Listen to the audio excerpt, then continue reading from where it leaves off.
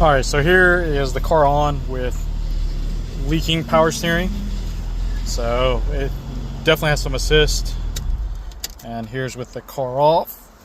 So there's a bit more force here that's required, but it's not terrible.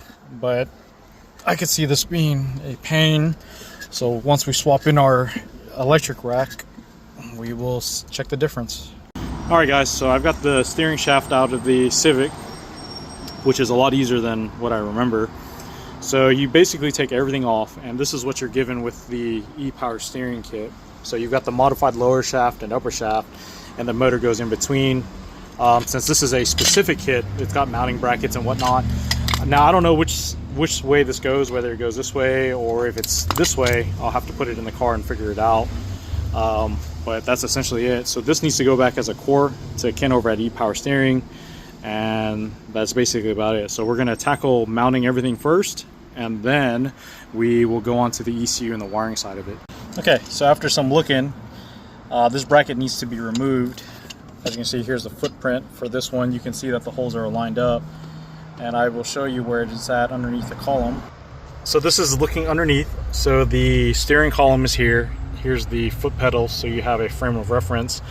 But that bracket, as you can see, goes into these holes right here. So there's this hole, and then these two up here is where it used to go.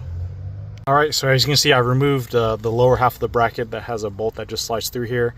Here's the 3 holes lined up perfectly with no problem. Sometimes with these plates that people make, you have to kind of wall them out a little bit, but this actually went perfectly on. Part of the install kind of caught me off guard here. So you're given these 2 welded on spacers, and they've got nuts into them.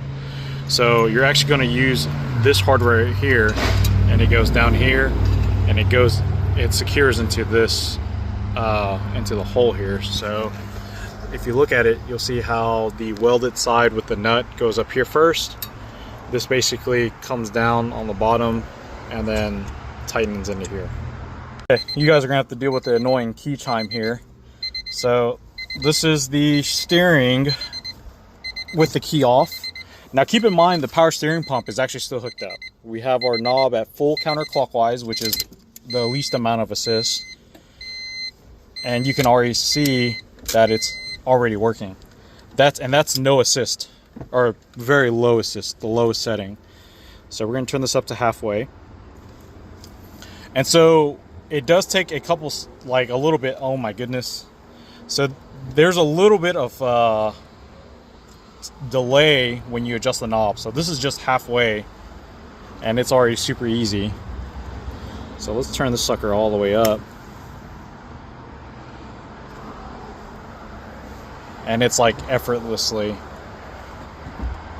That's full lock right there. And so there's still resistance on it. The pump still has fluid in it, and so you're fighting against that. But this is full assist right here, and it's silent.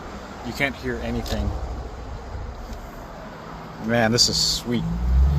So once we get rid of all the fluid out of it, it should actually even be easier to turn, and the car's not even running. So with that being said, that we're not even getting the full 14 volts that we need to it. So I am super stoked about this. I can't wait to actually get this all completely wrapped up. All right, so we're at the point here where we've got the Civic mostly wrapped up, and we're just going to cut the belt for now off the power steering. All right, so ignore all the wiring. This is all alarm wiring that was done prior. Here's the ECU box mounted. The motor, as you can see, is back there. So the car is actually running on battery power now, and the knob is all the way maxed. So this is full assist. That's it right there.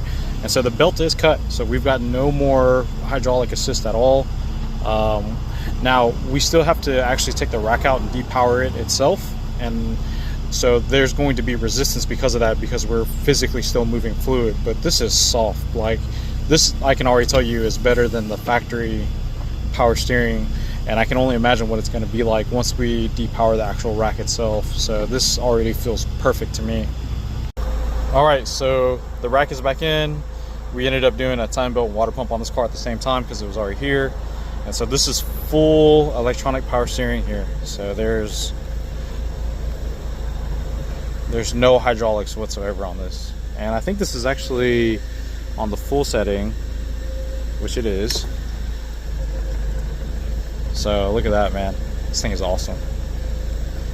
All right, so now it's off to alignment.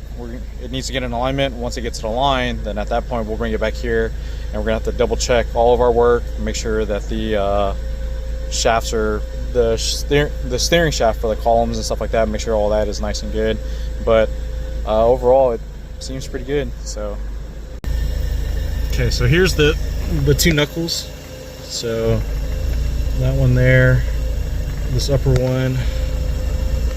So I'm a little concerned, to be honest with you. If you look, it's like not all the way in, but the problem is up here, that's all the way in right there. There's not really a lot to push down on it. What happens is when you start to go down on it, it starts to bind a little bit more. So I think this is the happy medium here.